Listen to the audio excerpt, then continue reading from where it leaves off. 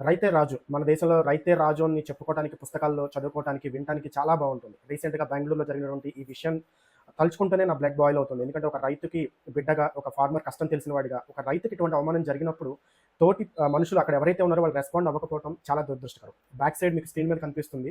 మనకి బెంగుళూరులో ఒక సాఫ్ట్‌వేర్ ఉద్యోగం చేసుకున్న ఎంప్లాయీ యొక్క తండ్రి వీకెండ్‌లో తన కుమారుడి దగ్గరికొస్తే, తను తన తండ్రికి ఇంతగా తనను చదివించి ఈ పొజిషన్ తనకి రావడానికి కారణం తన తండ్రిని వీకెండ్‌లో సినిమా హాల్‌కి తీసుకెళ్ళి సినిమా చూయించాలని ఒక మాల్‌లో టికెట్ బుక్ చేసుకుంటే, అక్కడ మాల్‌కి చూడటానికి వెళ్ళినప్పుడు ఆ ఫార్మర్ ఎవరైతే ఉన్నారో తను పంచె కట్టుకొని ఉన్నాడన్నమాట. తెలుగు సంప్రదాయం అనుకోండి, కన్నడ అనుకోండి, తమిళ్ అనుకోండి. వాళ్ళ సంప్రదాయం ప్రకారం పంచె కట్టుకొని ఉన్నాడు. సో, తను పంచె కట్టుకున్నాడు. ప్లస్ తను అన్‌ఎడ్యుకేటెడ్ అన్న ఉద్దేశంతోటి అక్కడ ఎవరైతే సెక్యూరిటీ సిబ్బంది గాని, సెక్యూరిటీ సిబ్బంది మేనేజర్ కానీ వాళ్ళని లోపలికి అలౌ చేయలేదు. ఎందుకు కారణం ఏంటి అంటే తను చూడటానికి నీట్‌గా లేడంట అందుకని.